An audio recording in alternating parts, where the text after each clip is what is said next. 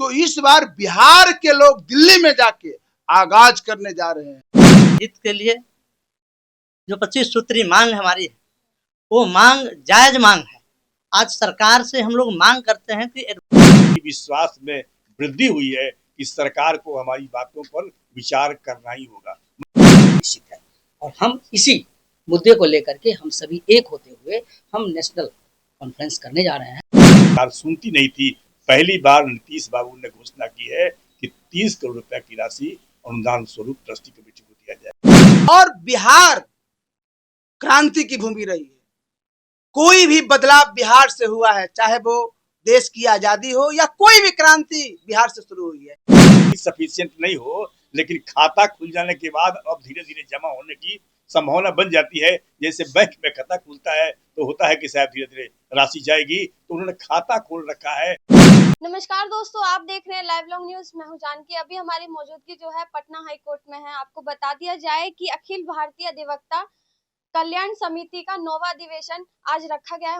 हमारे साथ सर लोग हैं, इनसे बातचीत करेंगे, इनकी क्या राय है। आप लोग सर, पहले तो आप अपना नाम बता दीजिए। धर्मनाथ प्रसाद यादव, राष्ट्रीय अध्यक्ष अखिल भारतीय संविधान समिति और पूर्व vice chairman Bihar state bar council. Sir आप? राजकुमार राजेश मेरा नाम, अधिवक्ता पटना उच्च न्यायालय, और मैं संगठन मंत्री इस अखिल भारतीय अधिवक्ता कल्याण समिति का। सर आप? मेरा नाम विजय सिंह हुआ और मैं अखिल भारतीय अधिवक्ता कल्याण समिति बिहार प्रदेश का अध्यक्ष हूँ। मेरा नाम जितेंद्र कुमार हुआ, मैं अखिल भारतीय अधिवक्ता कल्याण समिति का संयुक्त सचिव हूँ। मैं डॉक्टर मधुसूदन राय, अखिल भारतीय अधिवक्ता कल्याण समिति के प्रदेश महासचिव। सर ऐसी क्या जरूरत आन पड़ गई जो आपने बिल्कुल 25 सूत्री मांग रखी है सरकार के आगे? सबसे पहले तो जानकी बहन, आपका बहुत बहुत धन्यवाद कि आप यहाँ पहुंचे और आज हम लोग का जो अखिल भारतीय अधिवक्ता कल्याण समिति की बैठक है उसका आपने कवरेज किया। मैं आपको बता देना चाहता हूं कि आज अधिवक्ता समाज ही उपेक्षित है और कहीं न कहीं जो हम लोग को बीच बीच में इस तरह का कार्यक्रम करते रहना पड़ता है, उसका सीधा संदेश यही देना रहता है कि हम अधिवक्ता को कोई भी कमजोर समझने की भूल ना करें। आज देश की आजादी से लेकर अधिवक्ताओं का अब तक जो समाज में योगदान रहा है, भले भी कोई मंत्री जज बन जाते हैं, लेकिन अधिवक्ताओं की जो भूमिका होती है उससे अनदेखी करने पे अधिवक्ता आंदोलन करेंगे ही करेंगे। आज मैं आपको अपना 9वीं महाधिवेशन में जो आपको आमंत्रित किया गया उसी के बारे में बात करता हूं। हमारी समिति हर साल कभी बिहार, कभी झारखंड, कभी अन्य प्रदेशों में महाधिवेशन करती आई है और इस बार 9वां अधिवेशन हम लोग देश की राजधानी दिल्ली में मनाने जा रहे हैं। दिल्ली में मना रहे हैं और विशेष कि पूरे राज्य के, खास करके बिहार के, क्योंकि इस समिति के जो जनक हैं आदरणीय धर्मनाथ प्रसाद यादव जी, वो बिहार के हैं और बिहार क्रांति की भूमि रही है। कोई भी बदलाव बिहार से हुआ है, चाहे वो देश की आजादी हो या कोई भी क्रांति बिहार से शुरू हुई है, तो इस बार बिहार के लोग दिल्ली में जाके आगाज करने जा रहे हैं कि हमारे मांगों को अगर आप अनदेखी कीजिएगा तो भाई आप मुश्किल में पड़ेंगे। धन्यवाद। सर आपको क्या लगता है, आप अखिल भारतीय अधिवक्ता कल्याण समिति के राष्ट्रीय अध्यक्ष हैं, क्या लगता है सरकार से आपकी मांग जो है वो पूरी हो पाएगी? बड़ा गजब का सवाल आपने पूछ दिया मुझसे। मुझे जिस क्षण लग जाए कि पूरा नहीं होगा उसी क्षण लड़ाई बंद हो जाएगी ना। पूरी उम्मीद है, पूरा विश्वास है, विश्वास है, उसी के साथ हम लड़ाई लड़ रहे हैं। एक ही अभाव हमारे साथ है जिसके लिए हम बार बार आग्रह किया करते हैं कि भारत के 27 लाख वकील जिस दिन एकजुट हो जाएंगे, जिस दिन एकजुट हो जाएंगे, जिस दिन एकजुट हो जाएंगे उस दिन कोई भी सरकार रहे, किसी दल का सरकार रहे, उसे झुकना होगा, उसे मानना होगा, मानने पर मजबूर होना होगा। और इसी संदर्भ में मैं आपको बता दूं कि आज हम लोगों की लड़ाई और मांग की दिशा में सघन प्रतिक्रिया व्यक्त करने के कारण ही है कि बिहार के माननीय मुख्यमंत्री जी ने पहली बार वकीलों की समस्याओं के बारे में समाधान के दिशा में एक खाता खोला है। वो खाता भले ही सफिशिएंट नहीं हो, लेकिन खाता खुल जाने के बाद अब धीरे धीरे जमा होने की संभावना बन जाती है। जैसे बैंक में खाता खुलता है तो होता है कि शायद धीरे धीरे राशि जाएगी, तो उन्होंने खाता खोल रखा है। इससे भी विश्वास में वृद्धि हुई है कि सरकार को हमारी बातों पर विचार करना ही होगा। माननीय मुख्यमंत्री जी ने अभी जो घोषणा किया है उसके लिए आभार प्रकट करते हैं अपनी समिति की तरफ से, आपके माध्यम से, कि उन्होंने 5,000 रुपया प्रति माह नवागंतुक अधिवक्ताओं को 3 साल तक देने का जो निश्चय किया है और घोषणा किया है, उसके लिए उन्हें धन्यवाद है।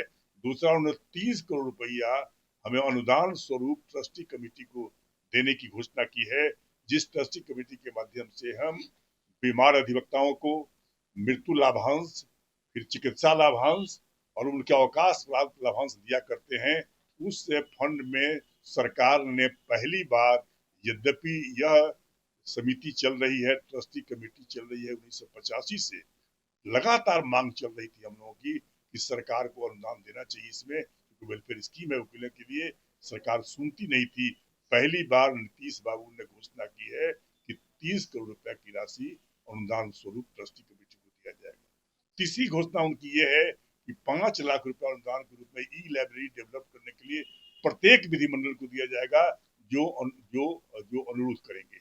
और चौथी बात उन्होंने कही कि जो अधिवक्ता इनकम टैक्स के परिधि में नहीं आ रहे हैं, यानी इनकम टैक्स से कम आमदनी वाले हैं, वो बीमार पड़ते हैं, तो उन्हें चिकित्सा अनुदान के रूप में मुख्यमंत्री स्वास्थ्य राशि से दी जाएगी। इन चारों घोषणा, यद्यपि यह घोषणा ही है मुख्यमंत्री का, भी इस पर कोई सरकारी नोटिफिकेशन नहीं हुआ है। वकील होने के नाते मैं कह रहा हूं कि जब तक विधिवत घोषणा नहीं होती तब इसे लागू नहीं समझा जाएगा। लेकिन माननीय मुख्यमंत्री जी के मुंह से निकला ये घोषणा है, इसलिए इस घोषणा के लिए उन्हें अपनी समिति की ओर से, आपके चैनल के माध्यम से उन्हें आभार प्रकट करते हुए, आगे की विश्वास की बात आपने जहां तक कहा, मुझे विश्वास है कि भारत सरकार को भी हमारी बात को माननी होगी और भारत सरकार को भी विचार करना होगा। जो भारत सरकार से हमारी मांगे हैं, हमारी राज्य सरकारों से मांगे हैं, उच्च न्यायालयों से मांग है, सर्वोच्च न्यायालय से भी कुछ मांग है, और हमारी शीर्ष संस्था बीसीआई और स्टेट काउंसिल से भी मांग है। जिस संस्था से जो संबंधित मांगे हैं, कुल मिलाकर के हमारी समिति 25 सूत्री मांगों के लिए संघर्ष करती आ रही है, जिसमें प्रमुख रूप से हम लोगों ने लिया है, सेंट्रल से लिया है 2 मांग के बारे में प्रमुख रूप से, यह कि कानून जानने वाले और कानून के ज्ञाता के लिए वहां जगह निश्चित नहीं की गई, आरक्षित नहीं की गई है, जहां संसद और विधान मंडलों में कानून का निर्माण होता है, कानून जहां बनाया जाता है। विधि जानने वाले के लिए कोई स्थान आज तक नहीं दिया गया।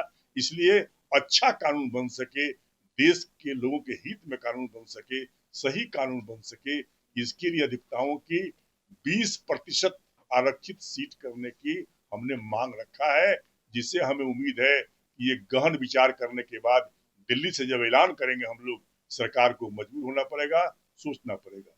दूसरा हमने लिया है कि अधिवक्ता एडवोकेट्स प्रोटेक्शन एक्ट, जो सबसे महत्वपूर्ण है वकीलों के लिए, क्योंकि आए दिन वकीलों की निर्मम हत्या हो रही है, और निर्मम हत्या के चलते जो है सो वकीलों के परिवार रोड पर चला जाता है, कोई देखने वाला नहीं, कोई मुआवजा नहीं, कोई सुरक्षा नहीं। इसलिए इस अधिनियम के बन जाने के बाद से ये घटनाएं घटेगी, और यदि घटना हो गई तो उसके लिए परिवार को कंपनसेशन मिलेगा।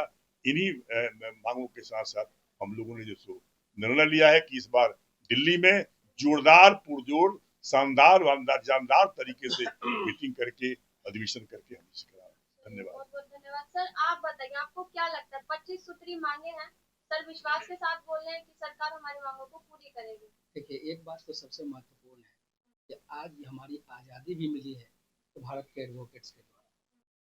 एडवोकेट्स की एकता और उसका स्ट्रेंथ जो सबसे ज़्यादा जरूरी है। There is the need of the strength and continuous of the advocates struggle. आप एडवोकेट्स को स्ट्रगल और कंटिन्यूअस नहीं है, because advocates is the pillar of the society. किसी भी सोसाइटी का पिलर अगर है वो एडवोकेट्स है। 25 सोसाइटी का निर्माण एडवोकेट्स के द्वारा होता है। इसलिए आज जिस मांगों को हमने सामने रखा है, चाहे हमारे सर ने रखा है, सारे लोगों ने रखे हैं, एडवोकेट्स ने रखे हैं, यह संस्था ने रखी है। संस्था का स्ट्रेंथ होना सबसे ज़्यादा जरूरी है, जिससे कि कहीं भी नहीं, किसी भी अच्छे मुद्दे पर सारे लोग एक होकर के सरकार तक आवाज़ पहुंचाना है, सारे देश में आवाज़ पहुंचाना है, सारे सोसाइटी में आवाज़ पहुंचाना है। तभी जाकर आप समझते हैं कि किसी भी तरह से अगर आपके पास आत्मविश्वास है तो आपकी जीत सुनिश्चित है। और हम इसी मुद्दे को लेकर के हम सभी एक होते हुए हम नेशनल कॉन्फ्रेंस करने जा रहे हैं। इस कॉन्फ्रेंस में सारी बातें आप लोगों के सामने आएगी। बहुत बहुत धन्यवाद।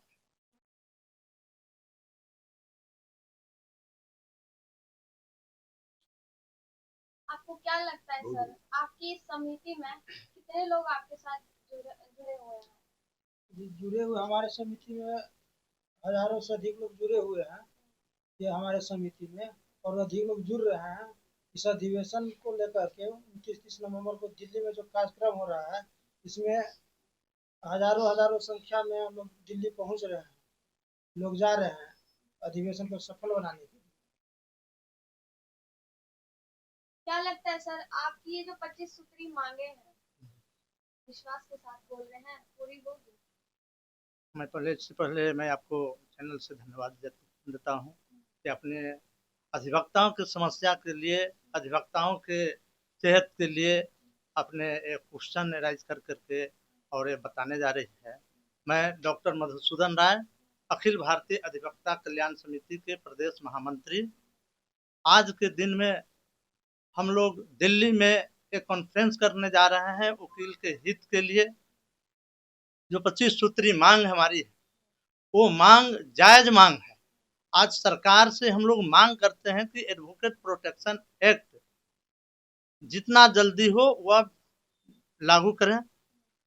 अधिवक्ता को सबसे बड़ी अहम भूमिका है, जो आज़ादी में अधिवक्ताओं को जो अहम भूमिका रही है। देखिए दोस्तों, आप लोगों ने वीडियो को देखकर आपको कैसा लगता है, कमेंट बॉक्स में अपनी राय जरूर दीजिएगा। आप देख रहे थे लाइव लव न्यूज, मैं हूं जानकी।